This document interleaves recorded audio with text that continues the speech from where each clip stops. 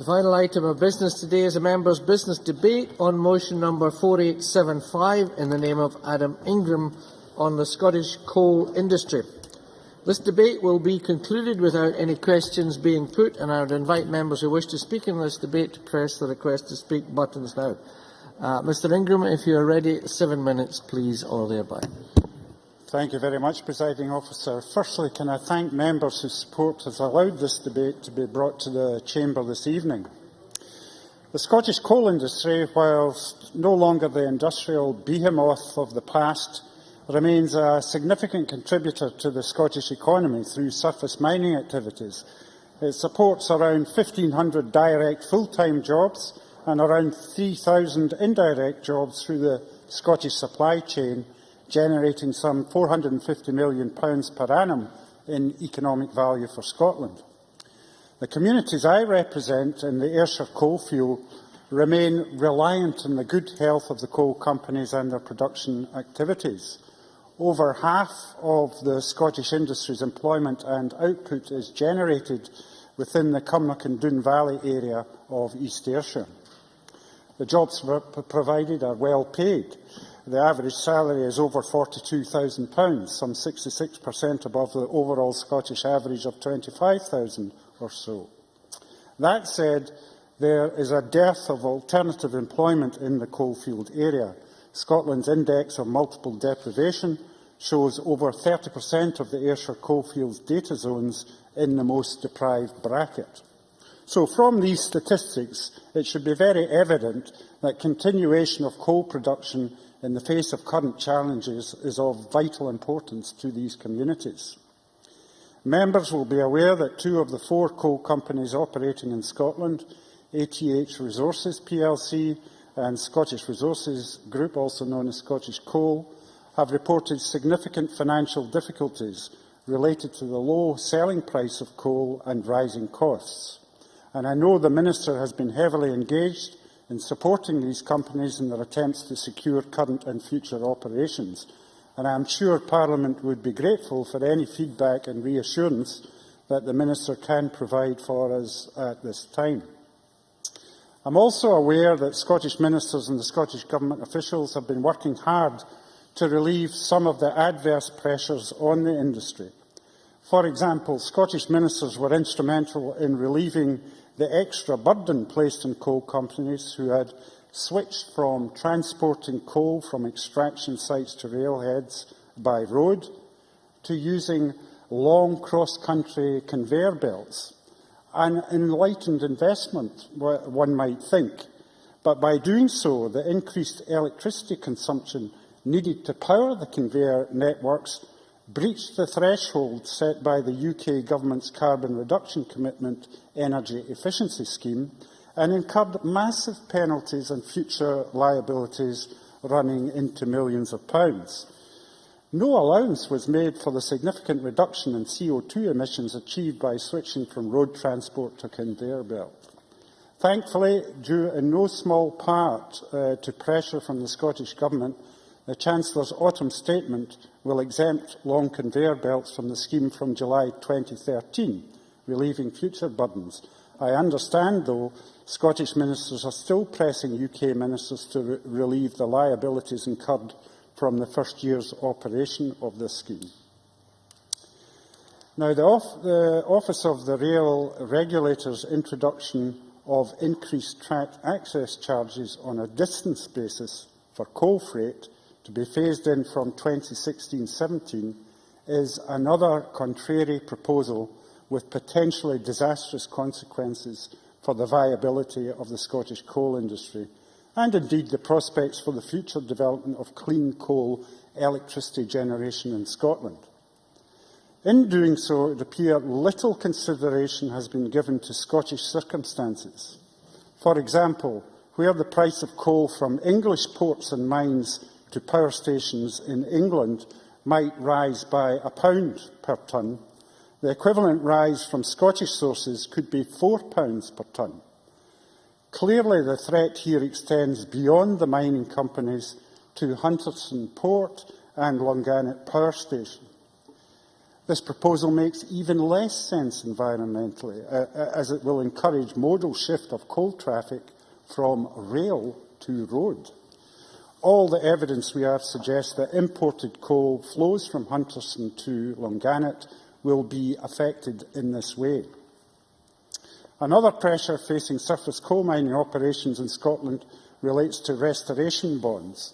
Since the financial crash of 2008, the coal companies are struggling to secure the bond-type guarantees required by local authorities in Section 75 agreements for restoration and aftercare of sites. There are now very few bond providers in the marketplace, and their cost has consequently escalated. Again, the Scottish Government is playing an active role in trying to find an acceptable alternative model of assurance for both planning authorities and coal operators. So taken together, Presiding Officer, this combination of pressures is a severe threat to investment in an industry currently producing around 5 million tonnes of coal per annum, but has permitted reserves of 39 million tonnes in operational sites across Scotland.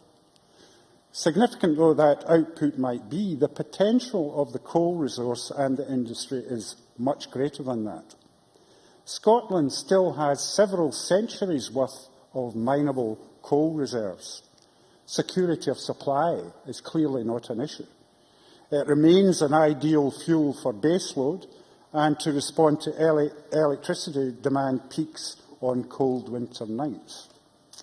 That potential will be unlocked with successful full-scale demonstration of clean coal technologies, such as carbon capture and storage, which would greatly reduce the carbon impact of fossil fuel power generation. So together with our investment in renewables, Scotland could be a world leader in creating a low-carbon future.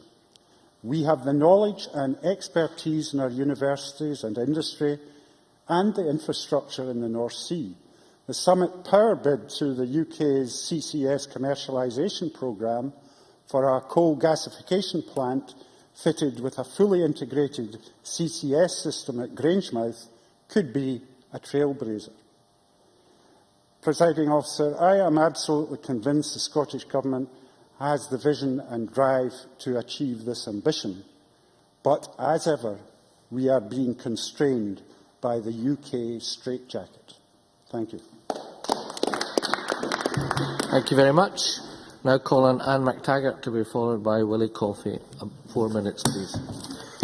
Thank you, Presiding Officer. I'm delighted to contribute to this debate and on the importance of the Scottish coal industry. And I thank Adam Ingram for securing this time in the Chamber to discuss the importance of the sector to the wider Scottish economy. With the development of new and emerging technologies, the importance of coal as an energy source is often forgotten or marginalised. However, as the motion states, there are over 4,000 people directly or indirectly employed in the industry, which contributes some £450 million to the Scottish economy on an annual basis. Many areas of Scotland have a strong legacy of mining, if not an active workforce, who remain employed in an industry that has existed in Scotland since the 12th century. Many of us present in the Chamber tonight will have either a family member or perhaps been born and brought up, like myself, all the way from North Lanarkshire Council, Mariesburn. And while speaking to some of my colleagues yesterday, I had mentioned about the Auchengeich mine, of which they thought I'm sure they thought I was swearing at them. So yes, being born and brought up, I'm sadly to say that I'm not a coal miner's daughter, but nearly. So I understand the sense of community that comes from being part of the mining family in Scotland. Alongside the financial value of the industry to Scotland, the culture of mining families and communities bring a great benefit to towns and villages right across the country, and encourages generations to work together for the benefit of the wider community. The Scottish Coal Industry Specialised Welfare Fund is an independent charity that provides financial assistance to vulnerable people with a connection to the mining industry in Scotland. The scheme awards grants to former miners or family members in times of hardship alongside funds that are reserved for community groups who provide services to those with a mining connection or have an association with the coal industry. This is just one example of the number of schemes established to support the coal industry in Scotland, and serves to illustrate the importance that mining continues to command as an industry and within villages, towns and cities across Scotland. It is clear that the coal industry in Scotland deserves continued support and recognition from the Scottish Government, and its relevance and value to our nation in a number of different ways. Whilst it is important that we deliver cleaner and more sustainable ways of producing energy in the future, we know that coal will continue to play a significant role in producing energy for decades to come, and that Scotland will be able to rely on the substantial economic benefit it brings to our economy through these challenging times. I hope that the Scottish Government will fully recognise the value of the sector, not just for those employed in the industry, but for those who benefit from the charitable values and community spirit that is so characteristic of the mining communities in Scotland. Thanks very much. Now Colin Willie Coffey, to be followed by Dr Liam Murray. Thanks very much, Presiding Officer, and can I congratulate my colleague Adam Ingram in bringing this matter to the attention of the Parliament and securing the members' debate. In a country as resource-rich as Scotland, with booming industries in oil and gas, alongside the exciting new developments in renewable energy, it can be all too easy to dismiss the relevance of the coal industry to modern-day Scotland. Once the powerhouse of Scotland's economy, with 150,000 workers producing 40 million tonnes of coal every year by the 1900s, the coal industry may no longer exist in the same scale as it once did, but its contribution to local and national economies remains as important as ever today. Nowhere is that more evident than in East Ayrshire. Like Scotland as a whole, East Ayrshire has a long history of coal mining and production. That history has had its fair share of highlights and tragedies, but it's a history which has shaped the community for hundreds of years and which is continuing to do so today. I'm indebted, for obvious reasons, Presiding Officer, to my grandad, Daniel Coffey, for surviving a mining accident in 1927 at the Windy Edge pit near Gateshead in my constituency, which killed his two companions. So the mining industry touches many families still in Ayrshire today. The decline in the industry has been reflected in parts of the community in recent years, and that is exactly why what remains of it is still so important to East Ayrshire. There are 704 people in East Ayrshire directly involved in coal working operations in the area, and this represents 58% of the total for Scotland, and an increase of 11.8% since 2008. Between them, those workers ensure that East Ayrshire produces more than half of Scotland's entire coal output, with a little under 3 million tonnes every year being produced in this area. Indeed, 5.6% of the area's gross value-added output still comes from the coal industry, far more than any other local authority area in Scotland. It could be convincingly argued, therefore, that East Ayrshire represents the heart of Scotland's coal industry, and that heart is still beating strongly. In cash terms, those 3 million tonnes of coal account for £46 million of gross value-added output, meaning East Ayrshire again leads the way, contributing more than half of Scotland's entire coal industry GVA. It's for this reason that I must join my colleague Adam Ingram in welcoming the consideration of the two Scottish projects to take forward the next phase of the UK Government's carbon capture and storage programme. As producers and beneficiaries of fossil fuels, we also hold a responsibility to contribute to limiting the negative effects which their use may have on our environment and that of others. We are already making a great contribution towards helping the victims of climate change in other parts of the world through our Climate Justice Fund. However, it remains as important as ever to seek ways to prevent such damage in the first place, rather than cure it afterwards, and carbon capture technology will undoubtedly help us achieve this.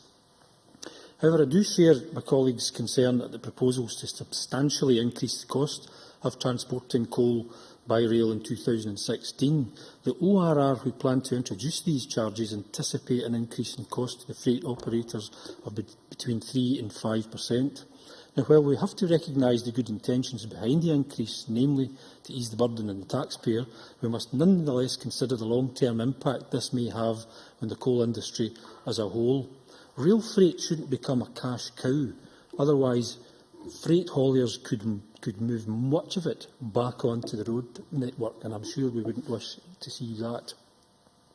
Once again, finally, just in conclusion, Presiding Officer, I'd like to congratulate my colleague Adam Ingram for bringing this important matter to the attention of the Chamber, and I was happy to support his motion tonight. Thank you. Many thanks. Now call on Dr Lane Murray to be followed by Murdo Fraser. Thank you, Presiding Officer. I too would like to congratulate Adam Ingram in securing the debate and to give us the opportunity to debate the coal industry. As Adam Ingram's motion states, it is of importance in my constituency. Also, I was uncertain about the reference, I must admit, to the adverse and unintended effect of the carbon reduction commitment, and I thank Mr Ingram for his explanation. It obviously refers to the long conveyor belts, one of which operates on the Glenmuckloch site in my constituency. I do know, however, that my colleague Sandra Osborne last led a debate at Westminster on the 24th of October last year on the effect of the proposed increase in freight track charges on the industry in Scotland, which she believed could result in a reduction both in mining effort and also in freight transport in Scotland. And she believed that it could even threaten the future of our carbon capture and storage projects. Upper Nithsdale lies in part in Mr Ingram's constituency and in part in mine. The communities of Sanquhar and Kirkconnell were in the past sustained by the mining industry. In fact, the village of Kellerholme, adjacent to Kirkconnell, was constructed to serve the many coal mines in the area, and unfortunately much of that village has had to be destroyed subsequently. And the destruction of the UK coal mining industry by Margaret Thatcher's government in the 1980s also destroyed most of the jobs in the area, with an enduring legacy of unemployment and deprivation, which has not been forgiven to this day by local people. Some surface mining continues, though, unfortunately under a cloud of uncertainty. As Mr Ingram referred to ATH Resources, that is one of the largest open-cast coal mining companies in Scotland. It employs around 300 people, more than 200 of whom live in Dumfries and Galloway in East Ayrshire, and it unfortunately went into administration on the 5th of December last year. This was the latest in a number of worrying developments. For example, the decision to put on hold plans to extend the Glenmuckloch site near Kirkconnell only 10 months after the extension had actually been announced.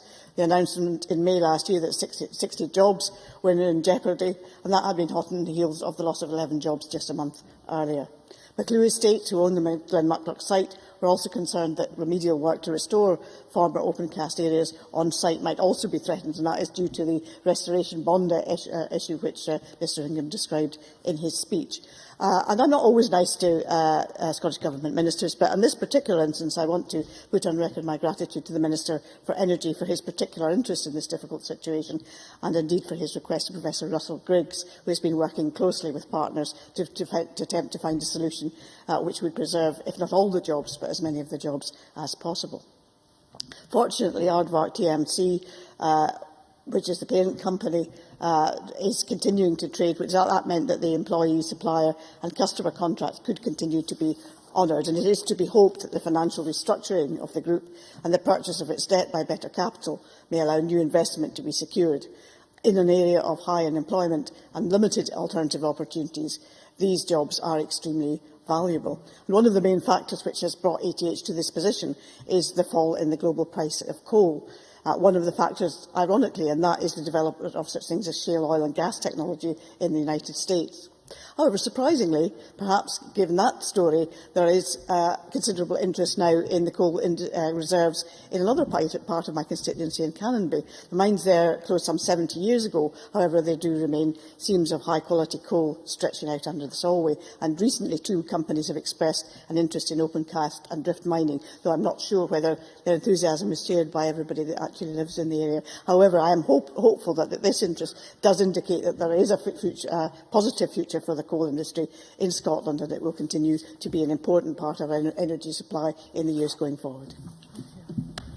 Many thanks. I now call on Murdo Fraser to be followed by Helen Eady. Thank you, Deputy Presiding Officer. Can I start by thanking Adam Ingram for securing this debate. I enjoyed listening to his opening contribution. I find myself agreeing with most of it, although he rather lost me with his final line. I do think there is something of a misunderstanding about the coal industry in Scotland, Presiding Officer. Many people assume that with the closure of the deep pits, the industry no longer exists. I don't want to get involved in a historical dispute, but I would just say gently to Dr Elaine Murray that the person who did most to close the deep mining industry in Scotland was not Margaret Thatcher, but Arthur Scargill. There are still huge reserves within the coal industry in Scotland. It is a very valuable source of energy that we should be utilising. Now, in recent years, coal has become rather the ugly duckling of energy generation. But despite this, the industry is still key to our energy future. As in life, when it comes to energy, balance is crucial. An over-reliance on gas, or indeed renewables, could handicap the future profitability of businesses and threaten the spread of fuel poverty. Now, Adam Ingram set out that in Scotland the coal industry contributes more than 4,000 jobs and generates over £450 million to the Scottish economy. In the main, these are jobs which are permanent and stable, and as Adam Ingram said, the wages can be higher than average, in some cases up to 3 times more than working in a supermarket. And in my own constituency of Fife and Stirling, the coal industry supports hundreds of jobs. Scotland's largest supplier of solid fuel, Ferguson Coal, operates from Stirling and alone sustains some 200 jobs. Now, despite coal currently being responsible for 54% of the UK's energy mix, its future is uncertain. Both Adam Ingram and Elaine Murray referred to the open-cast mining company ATH, which announced just before Christmas that it was falling into administration, placing question marks over the 300 jobs it supports, some of them in my own constituency. Cheaper foreign coal is threatening the industry's survival in Scotland. And industry leaders tell me it is the burden of regulation which is also hindering its competitiveness. So the industry needs assurances on its future, both from the UK Government and the Scottish Government. And I think there needs to be a strategy for coal, just as there is a strategy for gas. And it would be good to hear the Minister today publicly commit to the future of coal within Scotland's energy mix. Yes, of course. Minister Fergus Ewing. I agree with much of what Murdo Fraser has said, but does he agree with what has been said already, that the ORR proposed track access charges do represent a pretty serious additional threat to the coal industry? Murdo Fraser. Yes, I was going to come on and address that very point if time allows, but the point I wanted to make to the Minister was there are prospective investors out there who need assurances as to the future of coal, and they will only invest if they believe the future is secure. Let me just address the point that the Minister made. There was some good news last week for the industry because the Office of Rail Regulator postponed the introduction of new freight charges. They chose the lowest increase and phasing the full cost over 3 years, meaning the industry has more time to adapt. But I recognise there are still concerns for Scottish coal producers. I recognise that coal travelling long distances means that coal going from Scottish mines to English power stations will face higher charges. There is a matter of balance here between what the industry pays and what the taxpayer pays, and we need to be aware of that. But coal means security of supply. There are between 100 and 300 years' worth of coal left in Scotland, and it's cheap. The cheapest form of energy, £25 per megawatt hour, compared to £140 per megawatt hour for offshore wind. So coal has a role to play. We can't ignore the emissions issue. Coal isn't clean, but it can be clean. Intensive scrubbing and other measures are greatly reducing pollutants, but the future has to be carbon capture and storage. And I join with the others in debate in hoping that the opportunity at Peterhead and Grangemouth for experimental CCS plants will get the go-ahead. With it, we can have clean coal, and this vital industry and the jobs it supports will have a bright future. Thank you. Thanks very much. I now call on Helen Eady to be followed by John Wilson. Thank you very much, Presiding Officer, and I too congratulate Adam Ingram for securing this debate today. I think it's a debate that is of importance to the Scottish economy and to those of us who've had the privilege to serve constituencies where coal mining has been at the heart of the communities. And my father-in-law, before he died last year, we have just been clearing out all his papers over the past year. It's been fascinating just to see the extent to which much of the technology has changed in coal over the years, as you have talked about and other members have talked about over the years, and the opportunities that are there for developing coal, as you rightly said in your motion and in your contribution this afternoon, that can be there, providing there's a political will to secure that kind of outcome for the future of coal in Scotland. And as others have said, I mean, it's absolutely acute that we remember just how many jobs still continue to be important, as I think various members have said, between 3,000–4,000 jobs are still very important, and frequently surface mining is the only source of well-paid jobs in some communities where it's located. Coal industry wages can be 3 times as much as working in a Tesco supermarket, and the working conditions are better. Local suppliers rely on the industry, and we've heard so much about the carbon capture and storage this afternoon. It's absolutely vital for the future of Scottish energy, and it seems to me that the Grangemouth proposals for a major CCS project would be ideal. It's near coalfields on the east coast of Scotland towards the North Sea, and there is already a community of interest in energy. And in recent weeks, the development of CCS work in North Germany is looking promising. But let's make sure that Britain is not slow to develop and sell this technology, unlike previous missed opportunities grabbed by other countries. This is the whole issue of carbon reduction commitment. Apparently, I'm advised, has been a civil service bureaucratic nightmare. Apparently, it was badly thought through and impossible to operate. A ludicrous position arose where companies delivering over a certain tonnage on conveyor belts would be taxed. In order not to be taxed, those companies could use diesel lorries instead. So much for carbon reduction. The UK government is embarrassed but has not apologised. At least the fees will now only apply for this fiscal year. Previously, they were to be permanent. The freight access charges that we've talked about this afternoon, the Office of Rail Regulation sets the track access charges, and I welcome the news that Murdo Fraser has just made me aware of, and proposes to double the cost for moving coal by rail in Scotland, which will mean a movement to lorries in Scottish roads, not only for coal, because those increases will apply to other rail freight movements in Scotland as well. I have always believed that governments should incentivise industry to move to rail, and I well remember the Scottish ministers in the first session of this Parliament making 600,000 available to what was then called Safeways goods to move from road onto rail at Inverness. And I thought that that was splendid, and it had been the first time there had been any announcement by any government in the UK in 18 years to undertake that kind of award of moving from road onto rail. And it's absolutely the right way forward, because if you stop to think about the damage that heavy goods vehicles do to our roads, it has to be the answer. And in terms of sustainability of the Scottish coal reserves, coal has been mined for centuries, and it's estimated that all coal that was and is mineable in Scotland, and I include post-industrial revolution consumption, 75% is still in the ground waiting to be won. In other words, it is available for several more centuries. And with regards to the security of supply, economically it's Scotland's coal and is indigenous, not imported. George Osborne's dash for imported gas is unsustainable. Domestic gas prices to electors are already causing severe fuel poverty. So what will prices be like in the future? Can we rely on Russia not to hold us to ransom price-wise?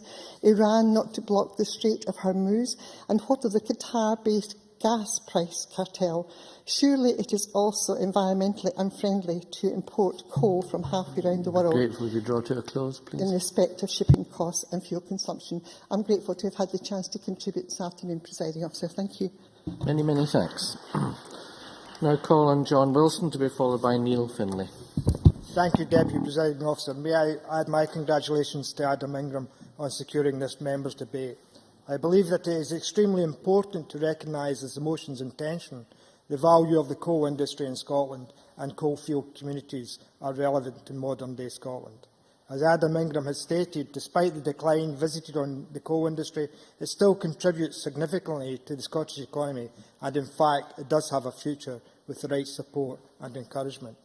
This debate is important for some of us, as it should be remembered that next year will be the 30th anniversary of the miners' strike and the subsequent actions by Margaret Thatcher, which some would argue led to the demise of the coal industry in Scotland and other parts of the UK.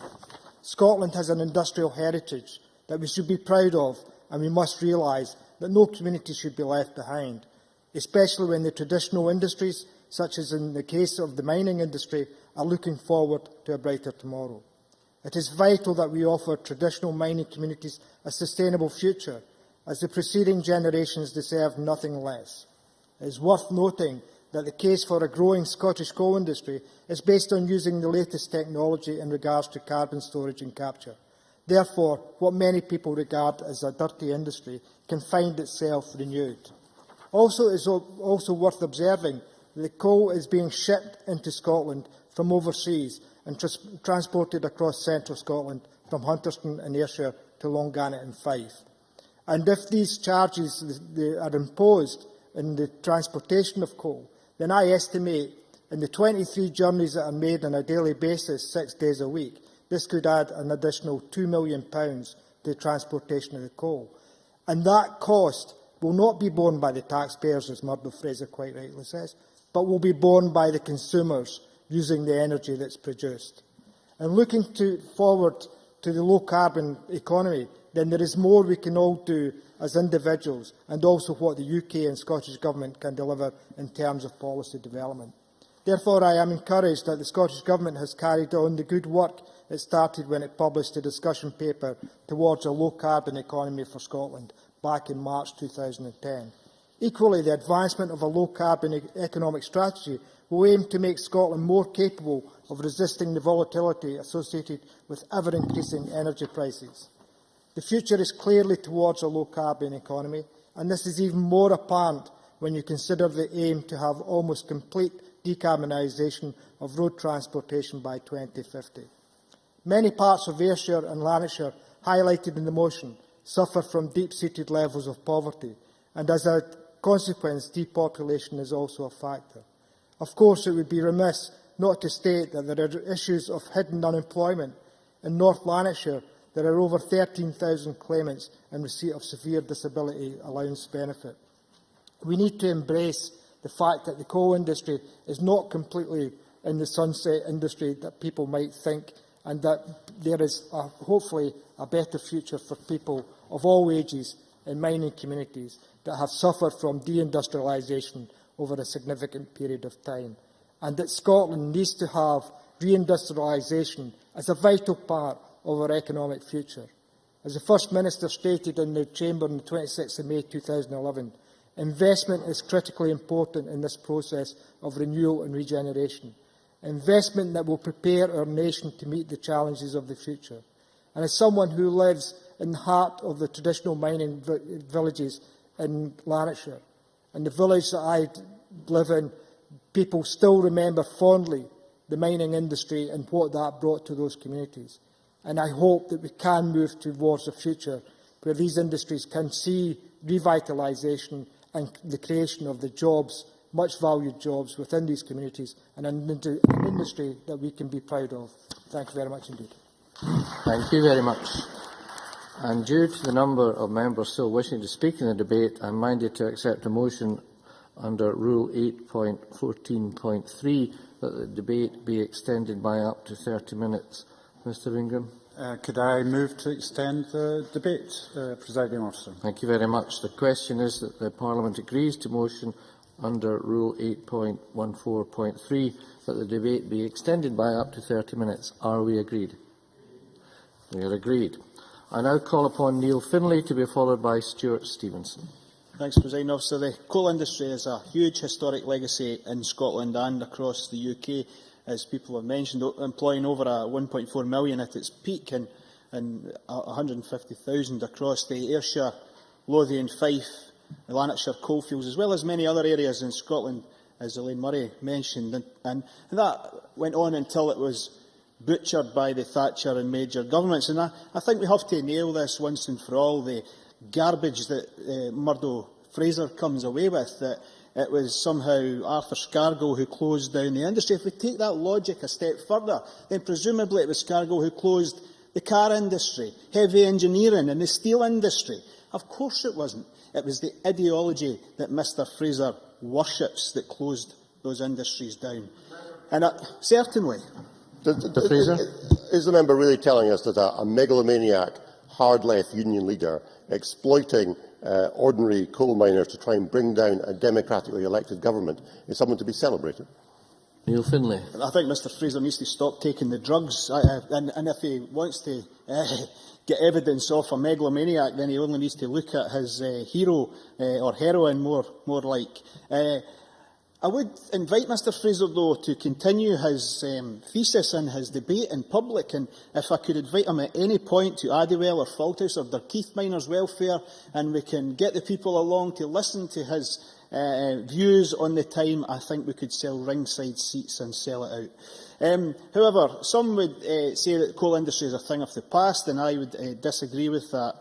Many people have mentioned, I think Helen Eady mentioned it most recently, about 75% of coal still in the ground. And most of the activity is extracted through surface extraction methods, and I have had major disagreements with the industry over that over the years, particularly when they seek to extract coal right on the doorstep of residential properties, or where the benefits do not outweigh what is being done within the community.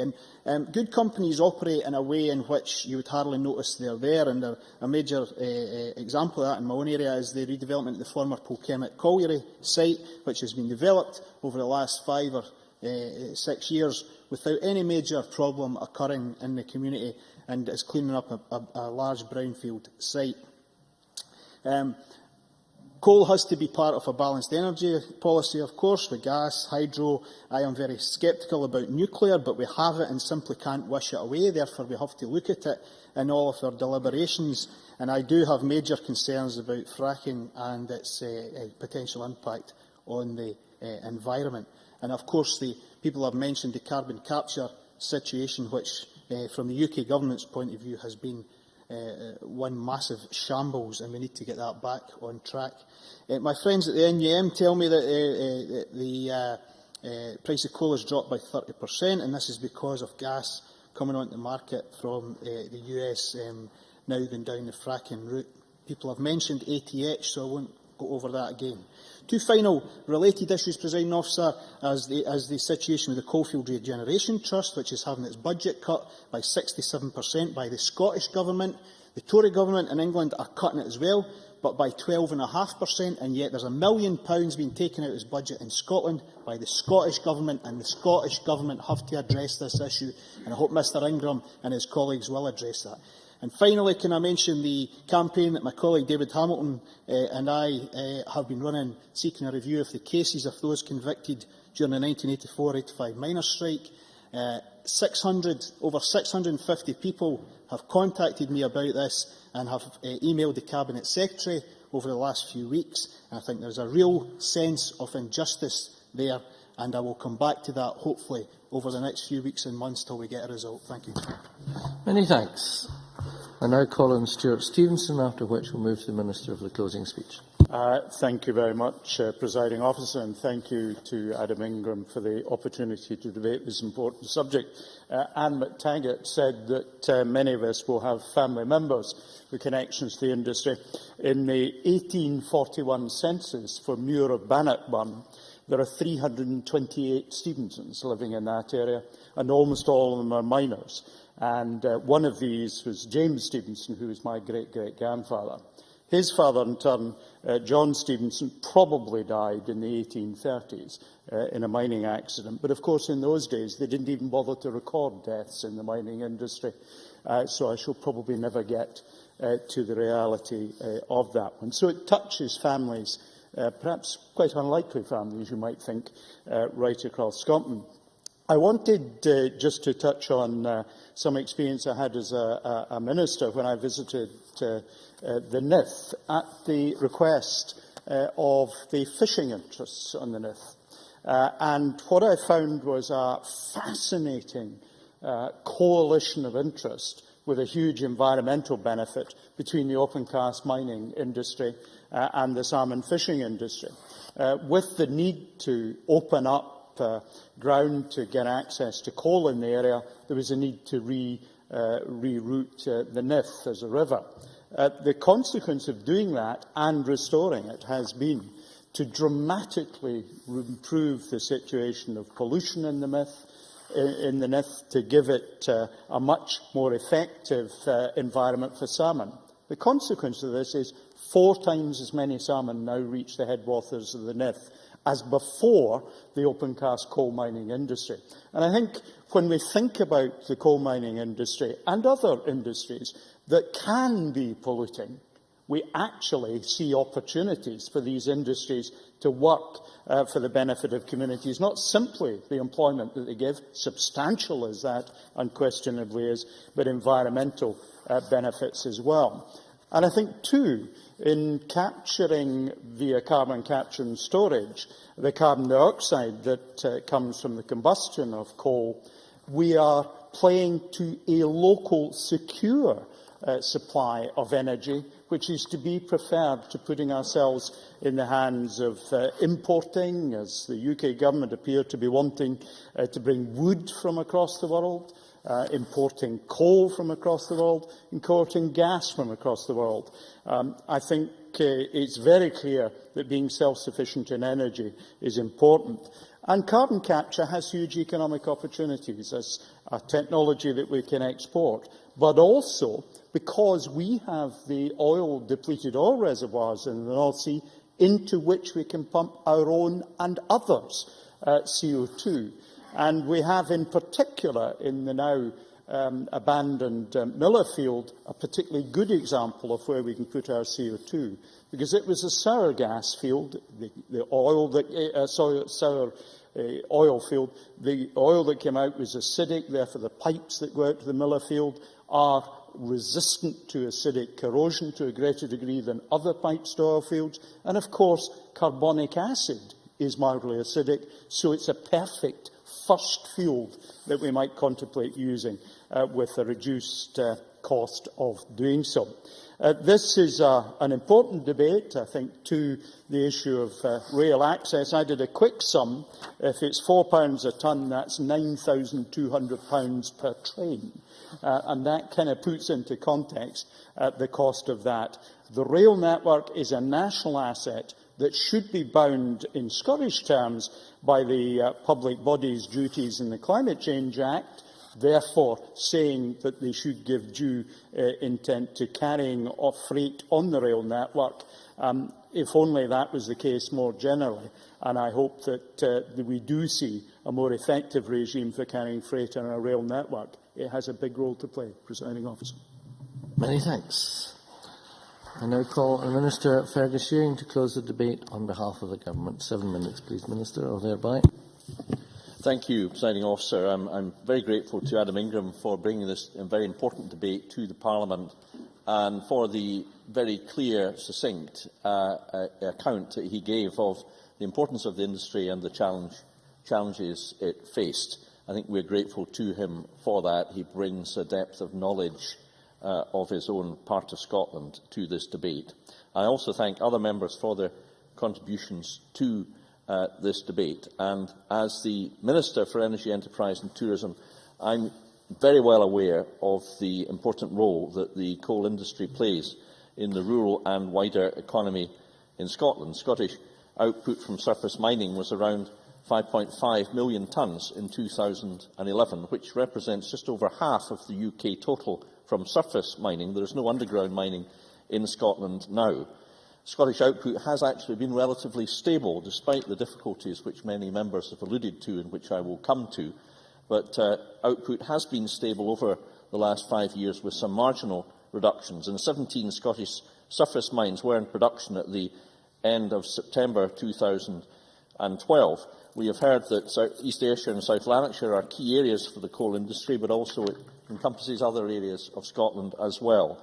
I myself have had the interesting experience, the pleasure of visiting 2 open cast mining sites, and have been extremely impressed by the professionalism of the activity there, and also impressed by the fact that although it is when an application, a planning application is submitted for an open cast mine, it can cause controversy, as some members have alluded to. I was struck by the contrast between the numbers of objections that one particular company told me were received for their last successful planning application, running into, I believe, thousands, and the number of complaints that there have been since that open cast mine operated, and it's been operating for a few years now. 0.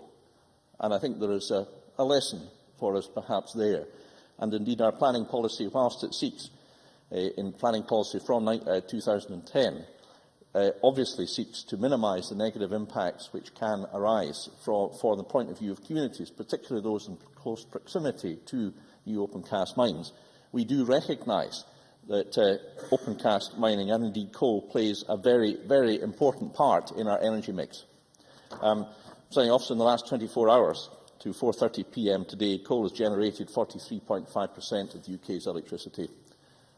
These are statistics which many members may be familiar with, and they are available on a day-to-day basis. Coal is still king in many respects, in many times of the year, many weather conditions, and it's very important that the Scottish Government, and I think all parties here, recognise that there is a need for baseload, there is a need for thermal generation, and indeed that is very much part of our draft EGPS, our draft electricity generation policy statement. We are on a transition to a low-carbon economy. That will be a long transition because there will still be the need for baseload for many years to come, despite the fact that we'll be generating and indeed exporting renewable energy for most of the time. But the coal industry in Scotland, as members have said, supports at least 4,000 jobs today. The majority are in rural areas. Adam Ingram set these facts out very clearly, as did other members who have taken part in this debate. And the average salary, around £42,000, is well above the Scottish average. So these are very well-paid jobs. These are jobs that are very difficult to replace, Presiding Officer, in the particular locations where they exist. And I know from my discussions with some of the employees that they take a great pride in their job. They do it extremely well. And I also know that there has a consultation, for example, by one of the coal companies that because of the economic difficulties they face, they're proposing a 10% reduction in wages. Now, I think this is a response which reflects the difficulties they face. But that contrast, that measure, that, if you might say, that sort of practical, responsible measure which is being contemplated, contrasts, I think, with the approach that we've heard from the ORR. And I wanted to turn to this issue. Mr. Adam quite rightly mentioned it. There is a very real threat to the coal industry from the increased track access charges announced by the Office of Rail Regulation last week. They themselves say switching from road to rail reduces CO2 emissions by 70% per tonne. And yet, under their proposals, the current track access charge of £2.83 per tonne will have an additional charge of £4.04 per tonne on top of that, which may, as members have said, Dr Elaine Murray alluded to this, have the unintentional consequence of forcing coal freight onto the road network. And worst of all, this new charge will be levied on a per kilometre distance travelled basis. And as 50% of coal produced in Scotland, around 2 million tonnes, travels to market in England by rail every year, this will place, when it comes into effect, coal operators in Scotland at a severe disadvantage to their competitors in England and Wales. Now, Murdo Fraser, and I'm grateful for his support in principle, quite reasonably pointed out that the introduction of these charges is due for 2016. And that gives us a breathing space, I think, a breathing space within which to seek to persuade the ORR that unless things change significantly, the impact of these charges would, I believe, be potentially very damaging indeed. And so I undertake, along with my colleague Keith Brown, who has been very active in making representations on this respect, to continue to get our case heard. References have been made to a number of other difficulties facing the industry. For example, on the issue of coal prices. which is the predominant one. The coal price has fallen from last March to £90 per tonne, but today £60 to £65 per tonne. That is a swingeing reduction. It is not surprising, therefore, that many companies face particular difficulties within the industry. As many members know, Sir Russell Griggs, officials and myself are doing everything we can to keep in contact with companies who are playing a leading role in Scotland. I don't really think it appropriate that I go into details of that, but suffice it to say that we are doing everything we can, and Russell is involved on an intensive basis in doing everything he can. And as members know, I have sought to keep those who have contacted me involved about the progress of these talks. I do believe that there is a very bright future for the coal industry. I think a strategy is correct. I and Mr Stevenson Mr Wheelhouse had a coal summit last year with a number of the main players. There have been a number of meetings. We're looking at what we can do to improve the practical difficulties which have been referred to about such matters as restoration bonds, because in this day and age it is very, very difficult to get these bonds, if it is possible at all. I think alternative approaches must be considered, and I'm grateful that the local authorities, who themselves have a detailed knowledge and understanding of the open cast industry, are involved in a positive way with regard to these discussions. So I think that particular challenge can be overcome. Presiding Officer, I've only really been able to do justice to a few of the issues that have been raised. The carbon reduction commitment policy was, I think, giving rise to an unintended consequence that would have severely damaged the industry. I and Mr Wheelhouse made representations to the UK Government on this. I was pleased to have a very fruitful conversation with Greg Barker on this issue, and I'm pleased that there will be in the autumn, that there has been announced a measure which will reduce part of the problem, but not the problem in respect of the money paid for the first year of the scheme. We will persist with our arguments on that in the hope that they can prevail. But I do want to conclude by paying tribute to all who work in the industry and to say this. I think that there is a good, strong future for the open cast mining industry in Scotland. Members have referred to carbon capture and storage and opportunities which exist in Scotland to take that forward. We are wholly behind that. The coal industry in Scotland, as many members have said, is part of our culture, our history. It should remain so for a long time, for many, many years to come. And as the Energy Minister, I will do everything I possibly can, working with colleagues in all parties, to ensure that that objective is achieved. Many thanks. That concludes the debate, and I now close this meeting of Parliament. Thank you.